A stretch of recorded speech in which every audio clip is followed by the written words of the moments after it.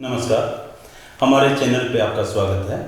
हम अपने इस चैनल पे अब बच्चों की परवरिश को लेकर एक सीरीज शुरू करने जा रहे हैं। बच्चों की परवरिश कैसे की जानी चाहिए, बच्चों की परवरिश में पेरेंट्स का कितना योगदान होता है, उसमें स्कूलों का कितना योगदान होता है और एक अध्यापक जो है वो अपने हिस्से की जो जिम्मेदारी है वो किस तरीके से निभाता है और उसे कैसी निभानी चाहिए, पेरेंट्स को क्या करना चाहिए। ये इन विषयों को जड़ तक टटोलने के लिए हम ये सीरीज़ तैयार कर रहे हैं। सीरीज़ के पहले अंक में आज हम बात करेंगे कि जब आपका बच्चा पहली मर्तबा स्कूल जाने के लिए तैयार होता है तो बच्चे के लिए ये बहुत अद्भुत क्षण होता है। स्कूल बच्चे को रिसीव करने के लिए तैयार रहता है, तैयार बैठा है और पेरेंट्स के लिए वो एक अलग तरह का चुनौतीपूर्ण कार्य है। तो इन कार्यों को कैसे निभाया जाना चाहिए, यही आज के एपिसोड में हम डिस्कस करेंगे। इस डिस्कशन में हमारे साथ आज बैठे हैं प्रिंसिपल सोहम आनंद। प्रिंसिपल आनंद जो हैं देश के नामी स्कूलों में पहले से पढ़ा चुके हैं। Welham boys, Lawrence school Sanawar, Assam valley school के साथ साथ अन्य पब्लिक स्कूलों में भी पढ़ाने का उनके पास अनुभव है। वर्तमान में वह पठानकोट के द इंडियन हेरिटेज स्कूल में बतौर प्रिंसिपल की हैसियत से अपनी सेवाएं निभा रहे हैं। शिक्षा के क्षेत्र में वह काफ़ी अच्छा काम कर चुके हैं। बच्चों के अंदर की प्रतिभा को निखारना ही उनके जीवन का एक लक्ष्य है। तो आइए मिलते हैं प्रिंसिपल आनंद से। नमस्कार सर।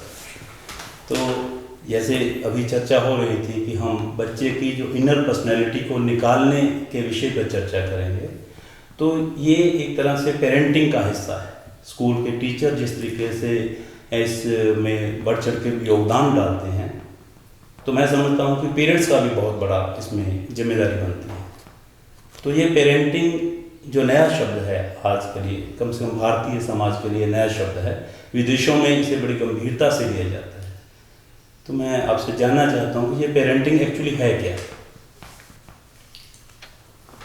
देखिए Shyam ji, basically parenting is an art of nurturing the physical, emotional, spiritual and even psychological, faculties of a child, so that he becomes or she becomes a responsible, to start with, a responsible and a respectable student, and later a responsible and a respected citizen and a human being. That is in brief, in very brief, that is what parenting is all about. Now, there are different processes how to reach there, how to achieve this, goal of making sure that the child turns out to be a very responsible student and later a very responsible human being, a responsible citizen. मतलब बच्चे की parenting अगर अच्छे से है तो इसका मतलब कि वो एक अच्छा नागरिक साबित होगा, अच्छा स्टूडेंट दिखेगा। बिल्कुल बिल्कुल। तो इसमें मतलब जो सारा योगदान है वो पेरेंट्स का है। देखिए, ये मेरा मानना, this is my personal opinion, my personal belief, that the first school of a child is his home और हर होम। ठीक है? And the first teacher of a child is his और हर parents. Nobody can replace the influence of a home, and nobody can replace the influence of parents, you see, on a child. In other words, what the value systems that are generated, see, हमारे संस्कार, जिन्हें हम हिंदी में संस्कार बोलते हैं, वो बच्चे के संस्कार इसी घर में स्थापित होते हैं और they are transferred through the parents. मतलब आपके कहने का अभिप्राय ये हुआ कि बच्चा जो घर से सीखता है मूल रूप में वो वैसा ही रहता है, भले उसको स्कूल में जैसा भी पढ़ाया जाए। होता ये है कि जब बच्चा घर से स्कूल आता है, वो अपना एक वैल्यू सिस्टम लेके आते हैं, अपने संस्कार लेके आता है, एक माइंडसेट के साथ आता है वो। एक माइंडसेट के साथ आता है। वो माइंडसेट कैसा होता है? वो माइंडसेट जो उसके पेरेंट्स ने अपने वैल्यू सिस्टम के आधार पर बच्चों को ट्रांसफर किए होते हैं, घर के वातावरण के हिसाब से, इसी घर के माहौल के हिसाब से वो वैल्यू सिस्टम लेके बच्चा स्कूल आता है, ठीक है। एकदम। स्कूल में हर प्रकार के बच्चे, हर different socio cultural economic background के बच्चे होते हैं, ठीक है। वो आपस में इंटरेक्ट करते हैं। See now if a child has been brought up in a very weak environment or has been exposed to weak value systems, he or she is likely to succumb to negative thinkings or negative value systems of other children. मतलब आपके कहने का मतलब ये हुआ कि अगर कोई बच्चा घर के अच्छे माहौल से स्कूल में पढ़ने के लिए नहीं आता है, तो फिर वो स्कूल में जो बाकी के बच्चे पढ़ रहे होते हैं तो उनके जो नेगेटिव चीजें होती हैं उनको जल्दी पकड़ता है। See, मैं ये please try and understand what I'm trying to say. Let me complete this. What I am saying is that a child comes to the school with his value system, which has been transferred to him or which has been transferred to him through his parents or through the environment at home. He carries those value system to school, right? In school, he interacts with people of other socio-economic, cultural backgrounds who have come with their own value system. Now they interact with each other. The chances are that, you see, if the value systems have been, the child has been exposed to very strong value systems at home, you see, then the chances are that he will not succumb to negative value systems of other children. In case, you see, he will reject them in most cases. But if a child has been brought up in a very weak value systems, as I said, he is likely to succumb. But if he's come with a strong value system, he will reject the weak value systems also of other children. See? नहीं, तो इस तरह से तो मतलब आपका कहने का जो अभिप्राय हुआ वो यही समझ में आ रहा है कि बच्चा जब पहली मर्तबा घर से स्कूल आता है तो उसकी जिस तरह की घर में पेरेंटिंग हुई पड़ी है तो वही पेरेंटिंग जो है वो इस बात का निर्णय करती है कि उसे आगे आके कैसे सीखना है। तो क्या वो इतना कमज़ोर रह जाता है कि जो स्कूल में टीचर सिखा रहे हैं, मतलब एडमिनिस्ट्रेशन सिखा रहा है, जो अलग अलग तरह के बच्चों से जो पॉजिटिव चीज़ें भी तो हैं उनमें, कि वो उसके ऊपर वो नहीं आएंगे? See, basically, if we are talking from the parenting point of view, you see, please try and understand the atmosphere at home is so very important. The child looks up to the parent as his role model. The teacher comes later. Initially, the child, the first 2-3 years, the child looks up to the parent as his or her role model. Now, if the atmosphere at home is correct and the parents are able to provide the correct atmosphere or correct environment, for example, they have a set timetable. They read the newspaper. They expose the children, the child to what you call small story books or alphabet books or number books. You see. And they see the correct program on the television, like for example, they expose the child to National Geographic or Discovery Channel instead of seeing चित्र और serials and films जो भी आती हैं, मतलब obviously that will have an impact on the thinking of the child. Now straight away, imagine you are exposing a child to Star Plus programs. You see, there's family programs. You see, and there is no exposure of child to a newspaper, there is no exposure of child to any books. Obviously, this is going to have an impact when the child comes back, when the child comes to school. मतलब घर में जिस तरह का माहौल होगा उस माहौल का असर जो है वो बच्चे पे पड़ना तय है, इसे कोई नहीं रोक सकता। बिल्कुल। तो जैसे आपने कहा पेरेंट्स को एक अपना बच्चों के लिए टाइम टेबल बनाना पड़ता है जी। You see, सवेरे उठ के You see, what a child is going to do in the morning is going to brush the teeth. You see, अगर parent, and they look up to the parent. If the parent is brushing the teeth, the chances the child will also start doing it. You see, if they sit on the dining table to have a breakfast, the child will also do it. If the parents are using the fork and the spoon, the child will also do it. If they are using the hand, the child will also use the hand. So all these things start right at the beginning stage when the child is born, within say 3-4 months of the child taking birth. See. तो मतलब 3-4 महीने की as के साथ ही बच्चा को parents से सीखना आपको जिस तरीके से आप उसे ढालेंगे वो उसी तरीके में ढलेगा ढलेगा। तो और आपके घर में फिर जैसे जैसे बच्चा बड़ा होता है जी, अगर आपके घर में एक बड़ा पीसफुल एनवायरनमेंट है, हाँ, जैसे एक दूसरे का रिस्पेक्टफुल एनवायरनमेंट है, जैसे हर आदमी घर का एक दूसरे से बड़े प्यार मोहब्बत और सलीके से बात करता है, ठीक है, उसका इफेक्ट बच्चे में पड़ेगा।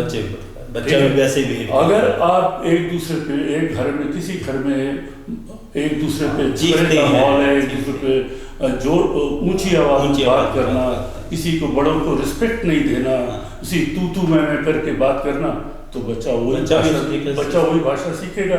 और जब वही भाषा सीखेगा तो उसी भाषा का इस्तेमाल वो स्कूल में भी करेगा। तो जैसा आप कह रहे हैं, यहाँ पर मैं आपको ये पर्सनल एक्सपीरियंसेस हैं। नहीं, बिल्कुल आपके जो पर्सनल एक्सपीरियंस जी, लोग अक्सर मिडिल क्लास फैमिलीज में अक्सर यू सी मेल मेंबर्स बात करते समय कुछ अब्यूजेस का इस्तेमाल करते हैं फ्रीली, अनकॉन्शियस गालियां निकाल देते हैं, उनकी वो आदत पड़ी हुई है, ठीक है।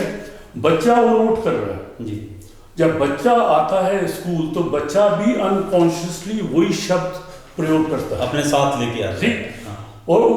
और जब पूछा जाता है तो बच्चे को उसका अर्थ नहीं मालूम, उस अब्यूज या उस गाली का उसे अर्थ नहीं मालूम, उसका क्या मतलब है, लेकिन पूछने पे ये पता चलता है कि घर में इसका उपयोग होता है, शब्द का प्रयोग हो रहा है, तो वी ऑल्सो लर्न, स्कूल में भी वही इस्तेमाल कर रहा है, वही शब्द। तो अभी आप जो कह रहे हैं कि पेरेंटिंग जो है, पेरेंटिंग एक आर्ट है, बिल्कुल। तो इसका मतलब ये हुआ कि अगर परिवार में एक नए बच्चे का जन्म होता है तो पेरेंट्स को जो अन्य तरह की जो रिस्पॉन्सिबिलिटी संभालनी होती है उनमें एक जिम्मेदारी ये भी लेनी होगी कि वो आर्ट सीखना होगा, वो एक कला सीखनी होगी कि बच्चे की परवरिश करनी कैसे। जी, पहले शादी से जब तक बच्चा नहीं होता तो माँ बाप एक दूसरी जिंदगी जीते हैं। Now you have a third life जी, प्लीज ट्राई एंड अंडरस्टैंड, हाँ, you have a third life, you are not dealing with a child but you are dealing with a life. Now when you are dealing with a life, then what happens? You have to change yourself, you have to modify yourself, you have to bring about certain changes and compromise in your lifestyle. You see, you cannot go on living the same life that you were living before the child was born. You see, तो आपको बच्चे के लिए समय तो निकालना पड़ेगा। अगर आप बच्चे को आया के जिम्मे पे छोड़कर 24 घंटे के लिए when you leave the ayah at the disposal, the child at the disposal of an ayah, and you continue to lead the same life which you were leading before the child was born. बच्चा घर में आने से पहले जिस तरह का जिंदगी आप जी रहे थे, अगर बाद में भी वैसा जीते हैं तो फिर बच्चे से किसी क्रांतिकारी मतलब बदलाव लाने की उम्मीद नहीं करनी चाहिए। Absolutely. जिम्मेदारी निभानी ही पड़ेगी पेरेंट्स को। Absolutely. You will have to make a lot of changes in your own personal lifestyle. तो हमारे यहाँ हालांकि संयुक्त परिवार जो हैं वो बहुत कम बचे हैं, फिर भी परिवारों में ऐसी एक परंपरा है कि अगर बच्चा जन्म लेता है, जन्म लेने के बाद वो दादी दादा या नानी नाना की गोद में पल जाता है।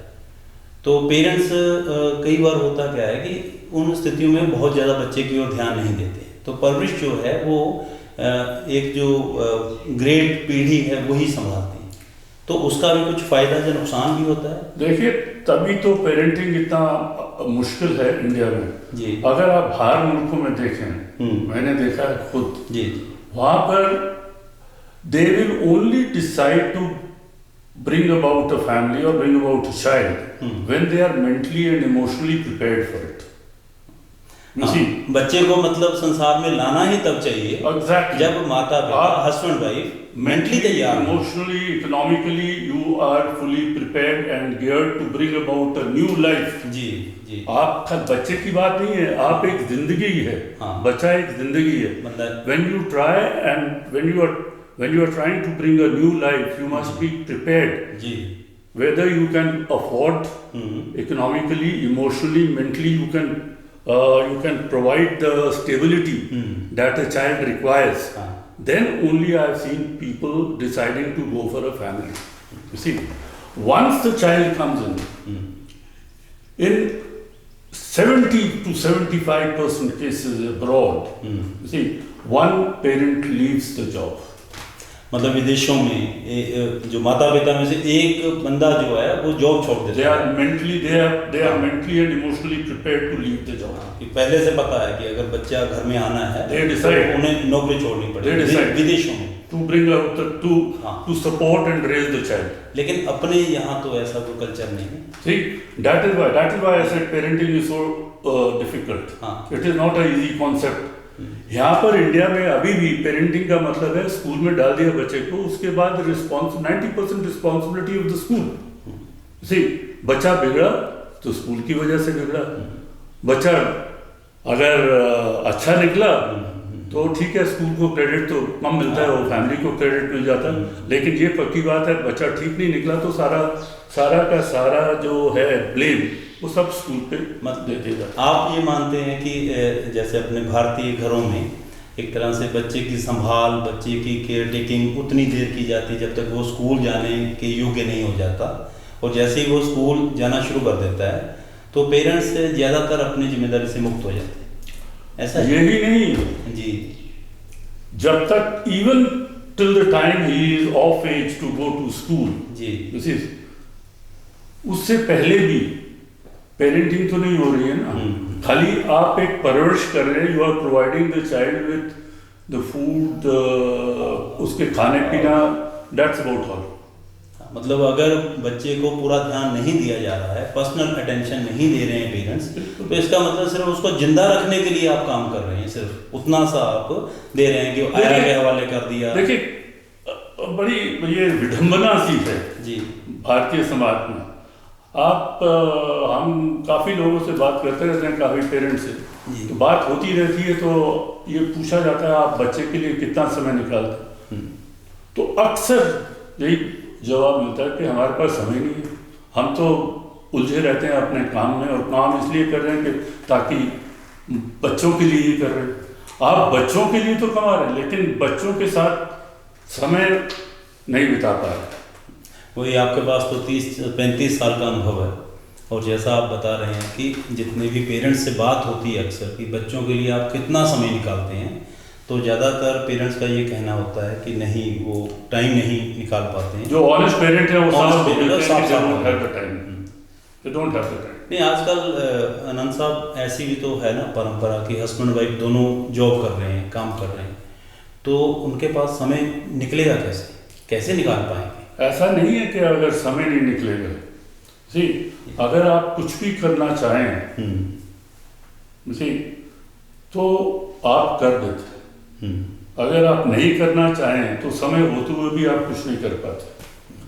सी, टाइम तो निकल जाएगा जी, ठीक है, आप शाम को आप समय निकाल सकते हैं, जैसे आप रात को थोड़ा समय दे सकते हैं, शाम को पेरेंट जो वर्किंग पेरेंट्स हैं वो शाम को घर आ जाते हैं, ठीक है।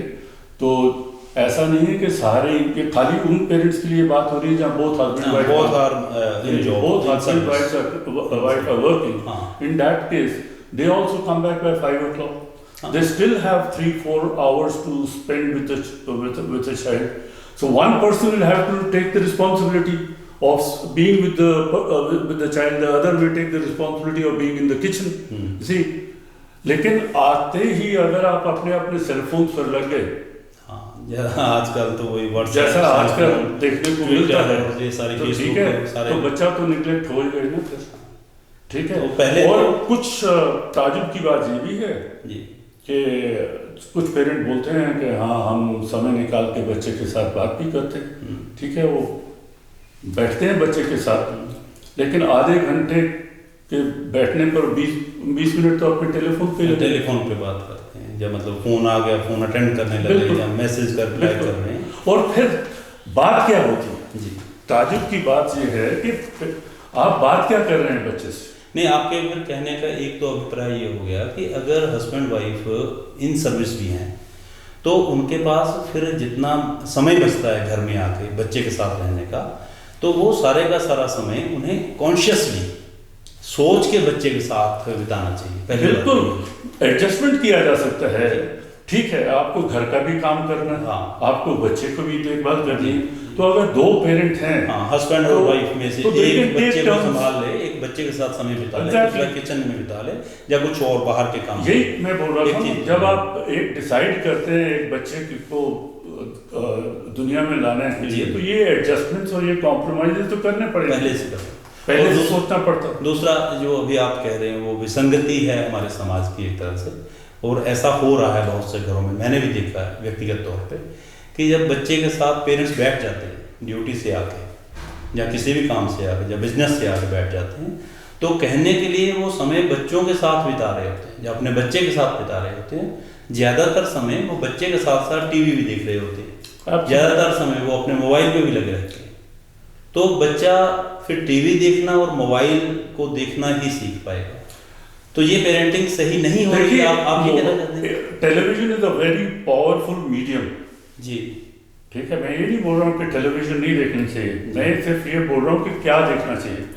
अगर माँ बाप बच्चे के साथ बैठकर जी, डिस्कवरी और नेशनल ज्योग्राफिक चैनल और न्यूज़ चैनल देखेंगे, तो धीरे धीरे बच्चे को भी वो उसको देखने की वही चैनल देखने की आदत आदत पड़ेगी। लेकिन अगर आप बच्चे के साथ बैठकर जी। स्टार प्लस और जो फैमिली शो है, वो डांसिंग देखेंगे, कंपटीशन और तो बाकी बच्चे भी वही देखेंगे। बच्चे भी फिर दूसरी बात, आप बात क्या कर रहे हैं बच्चे से? देखिए, पहली बात है पेरेंटिंग की बात हो रही है जी। तो कभी भी हाँ, किसी स्कूल को या टीचर को, जो कि खासकर है माँ बाप यही बोलते हैं कि किताब लिखाओ, छोटी सी गलती निकाल देते हैं कॉपी में से जी। और फिर they start criticising and running down the teacher. That should, ये एक पेरेंटिंग का बहुत अहम है कि they should not do this.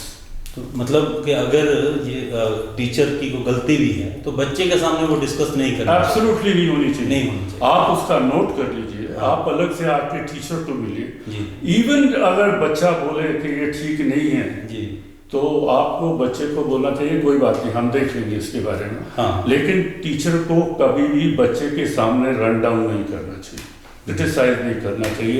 एक जो विश्वास की कड़ी है वो टूट जाती है। You see, child-teacher relationship is very delicate. It is based on lot of trust. अगर वो trust टूट गया, you see, तो फिर बात गड़बड़ हो जाती है, वो बात नहीं बनती। ठीक। दूसरी बात, फिर घर में रहते हुए आप बच्चों से क्या बात करते हैं? बच्चों के सामने कभी कोई फैमिली मैटर में डिस्कस कीजिए। ठीक, पेरेंटिंग का एक अहम मुद्दा है कि एक बच्चे को बिना किसी प्रेजुडिस के बड़ा करना, मतलब बिना किसी पूर्व धारणा के, मतलब बच्चे के साथ ये डिस्कस नहीं होना चाहिए, इमेज फॉर्मेशन नहीं होनी चाहिए। कोई बच्चे के सामने ये डिस्कस नहीं होना चाहिए कि हमारे परिवार का जो फलां मेंबर है वो इस तरह का है, वो हमारी फैमिली की फेवर में है, सही बोला, या विपरीत है। बिल्कुल। जहाँ सोसाइटी के जो लोग हैं वो कैसे हैं, कैसे देखिए, बच्चे ने किसी व्यक्ति को नहीं देखा, लेकिन उसने आपको उस व्यक्ति के बारे में बात करते हुए सुना है जी, डेरिवेटरी मैनर में, जी, नेगेटिव मैनर में, तो बच्चे को उस व्यक्ति के प्रति एक इमेज बन जाएगी। तो नेक्स्ट टाइम अगर उस व्यक्ति से कभी उस बच्चे की मुलाकात होगी तो वो उसे नॉर्मल एक इंसान से नई बात, वो पूर्व धारणा लेके उसके सामने जाएगा, और जब पूर्व धारणा लेके जाएगा तो वो उसी तरह से रिएक्ट भी करेगा। Exactly. तो जब वो पहले से धारणा लेके रिएक्ट करेगा तो उससे उम्मीद नहीं की जा सकती बिल्कुल सही, वो पॉजिटिवली सोसाइटी में विचरण कर सकता। ऐसा ही है। तो कभी भी बच्चों के सामने, जैसे अपने फैमिली के बारे में या अपने रिश्तेदारों के सामने, खासकर जब व्हेन यू आर क्रिटिसाइजिंग, खासकर इंडियन सोसाइटी और इंडियन कल्चर तो ये है कि घर के लोग सब बैठ जाते हैं शाम को और फिर निंदा क्लब शुरू हो जाता है। ज्यादातर घरों में ठीक है, ज्यादातर तो ठीक बच्चे भी पास बैठे रहते हैं। ठीक है, तो बच्चे वही एक प्रवृत्ति लेके बड़े होंगे जी, और उसी का इफेक्ट स्कूल में भी देखने को मिलेगा। और बच्चे की अपनी पर्सनैलिटी भी उसमें कहीं ना कहीं कुंद होकर रहेगा। Absolutely. क्या फर्क पड़ेगा, क्या ऐसे माहौल में जो बच्चा सीख लेगा परिवार की चीजें, तो उससे उसकी अपनी पर्सनैलिटी कहाँ पर अड़ जाएगी, कहाँ रुक जाएगी। तभी तो मैं बोल रहा हूँ उसको इन चीज़ों से दूर रखना चाहिए। उसको you let the child grow in a very natural environment so that कि उसकी पर्सनैलिटी के जो ट्रेट्स हैं जी वो सामने आ सकें एंड दैट विल डिपेंड उन ट्रेट्स को बाहर लाने में किन चीज़ों का महत्वपूर्ण योगदान, घर के एटमोसफियर का। जब ये चीज़ें नेगेटिव चीज़ें घर में नहीं होंगी तो obviously the good personality traits of the child will come out. यानी सबसे महत्वपूर्ण जो बिंदु है वो ये है कि घर का जो माहौल है वो सबसे ज़्यादा बच्चे की परवरिश के ऊपर असर डालता है। बच्चा कैसा होने वाला है ये बहुत हद तक इस बात पे निर्भर करेगा कि घर का एटमॉस्फेयर कैसा है। सी एक बात और आपकी बात बिल्कुल सी, दूसरी बात है ज़्यादातर इंडिया में जो बच्चे बड़े होते हैं they are brought up in an atmosphere of contradictions. बड़े कॉन्ट्रडिक्टरी वातावरण में बड़े होते हैं बच्चे। मतलब हस्बैंड कुछ कह रहा है, वाइफ कुछ कह रही है, पेरेंट्स कुछ कह रहे हैं, ग्रैंड पेरेंट्स हैं और कुछ बोलते हैं, ग्रैंड पेरेंट्स का कुछ और विचार। फिर बच्चा जब स्कूल आता है तो टीचर्स कुछ बोलते हैं। समाज में जब बच्चा कदम रखता है तो वहाँ पर वो कुछ और देखता है। तो बच्चे के मन में एक कंफ्यूजन है, कंफ्यूजन है कि what is the truth? Actual है क्या? Which is correct? Is my teacher is correct? My parents are correct? Or what I am witnessing or seeing in the society that is correct? What is correct? Another thing, अगर parents हमेशा cranky या irritated रहते हैं घर में, ठीक है, तो पक्की बात है बच्चा भी क्रैंकी और इरिटेटेड बने 90% cases. So when you are dealing with your child, you have to be calm, you have to be quiet, you have to be patient. You see, आपको अपने को बच्चे के लेवल पर लाकर you see उसको समझाना या सिखाना पड़ेगा। You don't expect the child to come to your level. See, अक्सर हम ये करते हैं कि बच्चे को हम ये अज्यूम कर लेते हैं कि बच्चे को हमारे लेवल पर आके देखना चाहिए। ऐसा नहीं है, हमें बच्चे के लेवल पर जाकर इसी उसको समझना चाहिए बच्चे की। बच्चा क्योंकि बच्चा ही है, बिल्कुल, तो बच्चे की परवरिश करने की जो जिम्मेदारी है वो पेरेंट्स के ऊपर है। बिल्कुल, तो पेरेंट्स का ये फर्ज बनता है कि जब वो घर में विचरण करें बच्चे के आमने सामने तो फिर वो तनाव में नहीं होने चाहिए, बिल्कुल, और टॉन्टिंग वे में बात नहीं करते होने चाहिए, बिल्कुल, और उनको इस चीज़ का ध्यान 24 घंटे रखना पड़ेगा कि वो जो भी एक्टिविटीज़ कर रहे हैं बच्चा उनको बड़ी माइन्यूटली मॉनिटरिंग कर रहा है। Plus never shout on your child. अच्छा, बच्चे के ऊपर मतलब डांट के बात भी नहीं करनी चाहिए, ये पेरेंट्स आपके हिसाब से अवॉइड करना चाहिए। हमें छोटे बच्चों की बात है, छोटे बच्चों को तो बिल्कुल भी नहीं डांटना, बिल्कुल नहीं करना चाहिए, बिल्कुल नहीं। अगर पेरेंट्स जो है छोटे बच्चे को कई बार और स्कूल में भी नहीं करना चाहिए। टीचर्स को भी नहीं करना चाहिए। Teachers have to be patient. छोटे बच्चों की क्लास जो प्री स्कूल या प्राइमरी स्कूल के बच्चे हैं जी, वहाँ पे why does the teaching is so very difficult job in the primary section, because the teacher has to be lot more patient. See, she has to be lot more understanding. She has to be smiling all the time. See, she is dealing with 25 different children. Obviously, उनका job difficult है, frustrated भी होंगी teachers, लेकिन अगर frustration में वो अपना आपा खो बैठे और बच्चों पर शोर मचाना शुरू कर दें तो बात बिगड़ जाएगी। तो इसका मतलब कि वो प्रोफेशनल टीचर नहीं है, वो टीचिंग में भी कमी है फिर कहीं ना कहीं। पक्की बात। तो मैं ये जानना चाहता था कि जैसा आप कह रहे हैं कि पेरेंट्स को छोटे बच्चे के ऊपर तो खास तौर से नहीं डांटना चाहिए, नहीं उनको उसके ऊपर शाउट नहीं करना चाहिए, तो क्या असर पड़ जाता है अगर ऐसा पेरेंट्स कई बार करते हैं? ठीक है, बच्चे मेरे दिमाग में अभी तक वो बातें याद हैं मुझे जी। I still remember the beatings and the scoldings that I got from my father. ठीक, and there was a point of time when I didn't like him. I'm telling you, मतलब बच्चा अपने माता पिता को पसंद करना बंद कर देता है। मेरे साथ तो ऐसा ही हुआ।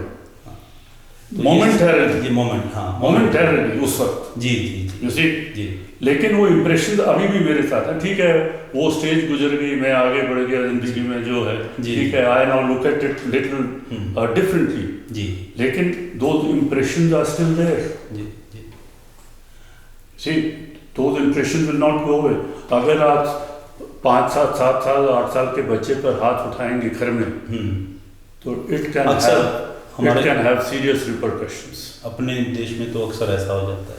गलत बात है। तो इसका मतलब ये है कि जो बच्चों की परवरिश है एक बहुत बड़ी चुनौती है, बहुत बड़ा आर्ट है, और जिनको ये नहीं आता है उनको आज से ही ये संकल्प ले लेना चाहिए कि उन्हें ये सीखना है, क्योंकि अगर वो पेरेंट्स जो हैं इस आर्ट को सीख लेंगे तभी बच्चे जो हैं वो अपनी सही तरीके से अपब्रिंगिंग कर पाएंगे। एक सवाल मेरे दिमाग में कौन रहा है, आपके साथ एक बार बात हो रही थी, चर्चा हो रही थी, और मैंने आपसे ये सुना है क्योंकि आप अमेरिका में भी पढ़ा के आए हैं बतौर हेडमास्टर। तो आपने ये बताया था एक बार आपके ही स्कूल में, मैंने सुना था आपको संबोधन करते हुए, कि अमेरिका में एक कहानी जो सभी को सुनाई जाती है कि एक फैमिली ऐसी थी, उस फैमिली के 2 बच्चे थे। बिल्कुल। तो फादर जो है वो अपनी वाइफ को पीटता था, तो एक फादर जो है शराबी कबाबी भी था। तो समय के साथ वो दोनों बच्चे बड़े हो गए, एक कोई सीनियर पोस्ट पे एडजस्ट हो गया जबकि दूसरा जो है गुंडा मवाली बन गया। तो मीडिया पर्सन्स ने किसी तरीके से दोनों को ढूंढा, तो जो सीनियर ऑफिसर था उससे पूछा कि यार तुमने इस लेवल को गेन किया है तो इसके पीछे की स्टोरी क्या है। तो उसने कहा कि मैंने तो ये सबक जो है, ये लेसन जो है अपने पिता से सीखा है। मेरे पिता मेरी माता को बहुत मारते थे, उनको शराब पी के उनके ऊपर अत्याचार भी करते थे। मैंने तभी तय कर लिया कि मैं अच्छा इंसान बनूंगा, पिता जैसा नहीं बनूंगा। और जब दूसरे बेटे से पूछा कि तुम इतने शराब पीते हो, इस तरीके से हुड़दंग मचाते हो और समाज के लिए भी आप हानिकारक साबित हो रहे हो, तो इसके पीछे क्या कारण है। तो उसने कहा कि मैं इसके लिए मेरे पिता जिम्मेदार हैं, क्योंकि जैसा मैंने पिता से सीखा वैसा मैं हो। मोटिवेशन की बात। तो एक ही परिस्थिति में जो एक ही परिवार के जो 2 बच्चे पर आप क्या सीख रहे हैं, you see how are you getting motivate. See एक ही वो ट्विंस बच्चे हैं, हाँ ठीक है, they were twins, you see, and the father was abusive. नहीं, मैं वही कहना चाहता हूँ, जैसे आप कह रहे हैं कि घर का जो भी माहौल होता है उसका बच्चे के ऊपर एज इट इज इम्पैक्ट पड़ता है। बिल्कुल पड़ता। तो ये जो अमेरिका में जो कहानी पढ़ाई जाती है वो की बात है, आप क्या सीख रहे हैं उससे। तो सीखना जो है वो अलग प्रक्रिया होगी। बिल्कुल, वो सीखना तो अलग प्रक्रिया होगी कि ये जरूरी तो नहीं है कि जो परिवार में हो रहा है उसका इम्पैक्ट वैसा ही बच्चे पे होगा। मैं आपके हमारी जो जितनी भी चर्चा हुई है उसको एक बार नए संदर्भ में जोड़ के देखना चाहिए कि जब इस तरह के कुछ चमत्कार ही कहिए कि हो जाता है कि घर का माहौल बड़ा ही नकारात्मक था, लेकिन बच्चा फिर वो दूसरे तरह के माहौल में अपब्रिंग हो गया और कुछ का कुछ बन गया। लोगों को कयास लगा रहे थे लोग कि नहीं ऐसा नहीं वैसा होगा, लेकिन बदल गया। तो देखिए काफ़ी इन्फ्लुएंसेस होते हैं। हेरिडिटरी इज अनदर फैक्टर, इसमें हेरिडिटरी का भी थोड़ा सा वो आ जाता है जी। इसी फिर emotional reactions, how you are reacting to a situation. हर आदमी एक अलग तरीके से सोचता है। एक बच्चा was reacting differently to the situation, the other child was reacting differently to a situation, you see. So वो जो reaction थे, उनके जो effect थे, वो बाद में आपके सामने है। One became a good person, a good citizen, and the other took after his father and he became an alcoholic and abusive, you see. तो अगर वो parents from the discussion point of view, जी, अगर वो parent बिल्कुल सही होता, ठीक है, तो चांसेस तो ये थे ना कि दोनों बच्चे से ही निकलते। हाँ, दोनों से ही निकलते हैं, chances. Another aspect of parenting is when a child grows up to a certain age, comes of certain age, like 13, 14, 15 years, 13 years, 14 years. Please remember, this parenting goes on till the time the child passes out of school. Even beyond that, in certain cases, even beyond that. Parenting, please don't restrict the scope of parenting to primary classes. No, the scope of parenting is much deeper. It goes right till the time the child passes out and maybe beyond, as I said. Now, of course, the requirement then changes. You see, you cannot deal with a child like the way you've been dealing when he was a small kid, right? So when a child comes of age, then you have to treat him as a friend. Another thing that we have noticed, at least I have noticed in my teaching career, is this, that see, our relationship as a child grows up. You see, our relationship continues to be that of a father and a son. You see, we need to be, when a child grows up, we need to be more of friends and less of fathers.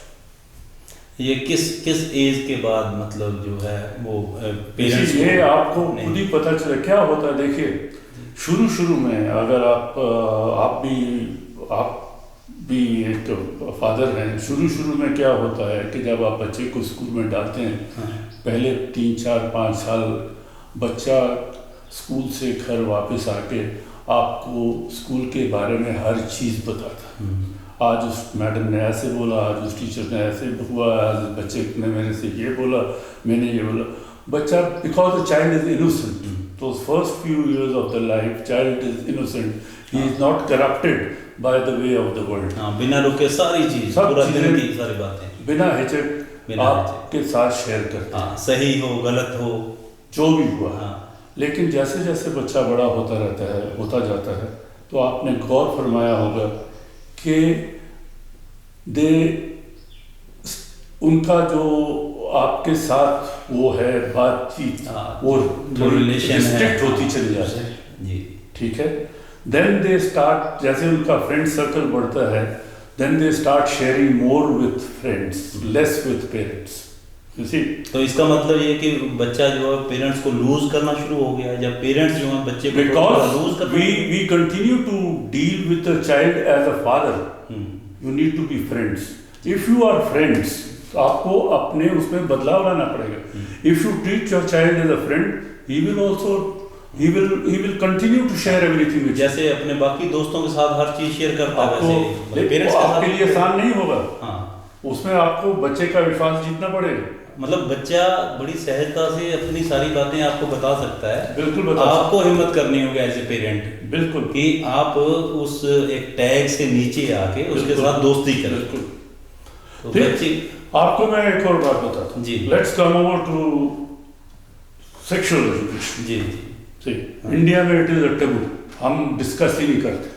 हाँ, sex education के बारे में तो बिल्कुल discuss नहीं करते। ऐसे है पूछा ला जाता है घर में। हाँ, पेरेंट्स तो ना पेरेंट्स इनकरेज करते हैं, ना समाज इनकरेज करता है, ना हमारी सरकारें इनकरेज करती है। जी, ठीक है, बिल्कुल। But it is the reality of life. Yes, it is something which is very natural. Yes, of course. ठीक है। बच्चा कहाँ से सीखता है? कहाँ से सीखता है? बच्चा अपने दोस्तों से सीखता है, मित्रों से सीखता है, या गलत किताबें पढ़ के सीखता है? जो आधी अधूरी जानकारी है उसी से सीखता है, क्योंकि प्रॉपर जानकारी है नहीं है, प्रॉपर सेक्स एजुकेशन उसको दी ही नहीं। अगर घर में ये वातावरण हो ओपननेस का, जी, ठीक है जी, तो चांसेस ये है कि बच्चा will take sexual education as something quite natural, और the sex process as something very natural. You see, but क्योंकि हम चीज़ें डिस्कस ही नहीं करते, इनसे कतराते हैं डिस्कस करते हुए, तो चांसेस ये हैं कि बच्चे गलत रास्ते में भी पढ़ सकते हैं। तो ये भी एक तरह से obviously it is a part of parenting का हिस्सा है, पेरेंट्स की जिम्मेदारी है। तो पेरेंट्स जैसे ही बच्चा अडल्ट होने लगता है तो उससे किनारा करने लगते हैं। आपको you will have once he comes of that age, you see, you will have to be more of a friend and less of a father. Take your child out, sit in a restaurant like he sits with his friend, share everything. You see, you'll also share everything which you discuss. लेकिन फिर हम भी अपनी तरफ से भी कतराते हैं।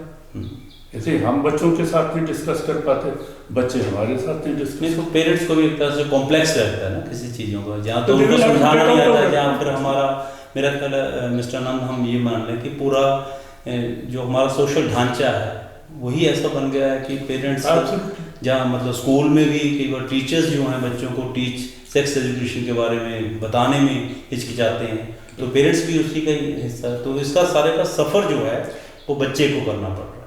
इसका नुकसान जो है वो बच्चे की मानसिकता के ऊपर हो रहा है।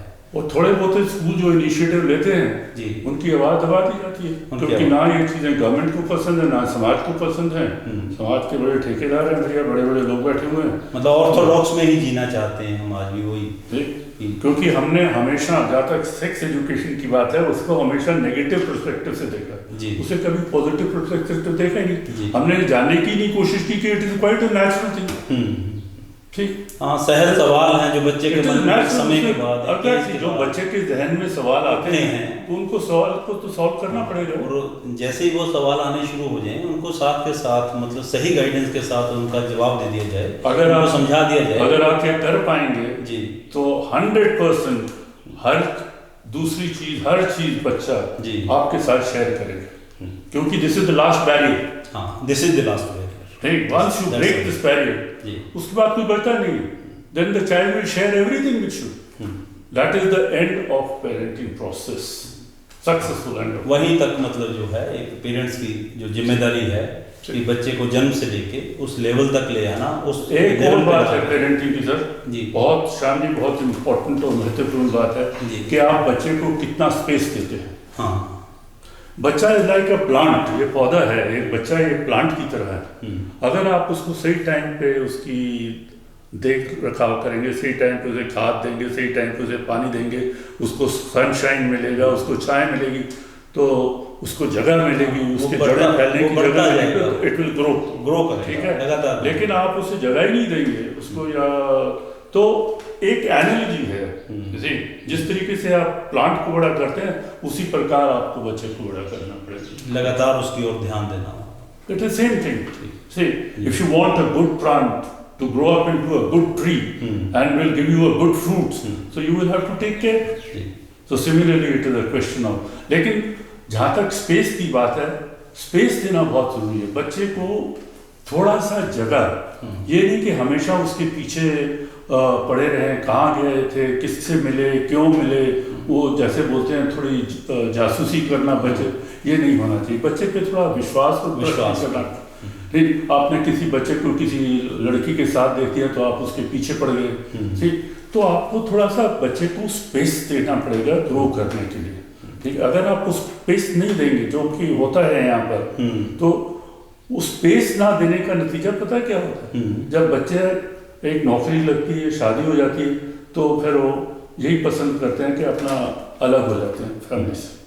यही हमारी डिस्कशन पेरेंटिंग के ऊपर कि बच्चों की जो परवरिश है वो किस तरह से होनी चाहिए, उनकी परवरिश में पेरेंट्स को किस तरह से अपनी भूमिका अदा करनी होगी, किस तरह से अपने घर का जो माहौल है वो सकारात्मक करके रखना होगा, ताकि उनके उठा पटक का या उनके उठने बैठने का जो असर है बच्चे के जीवन पर नकारात्मक ना हो।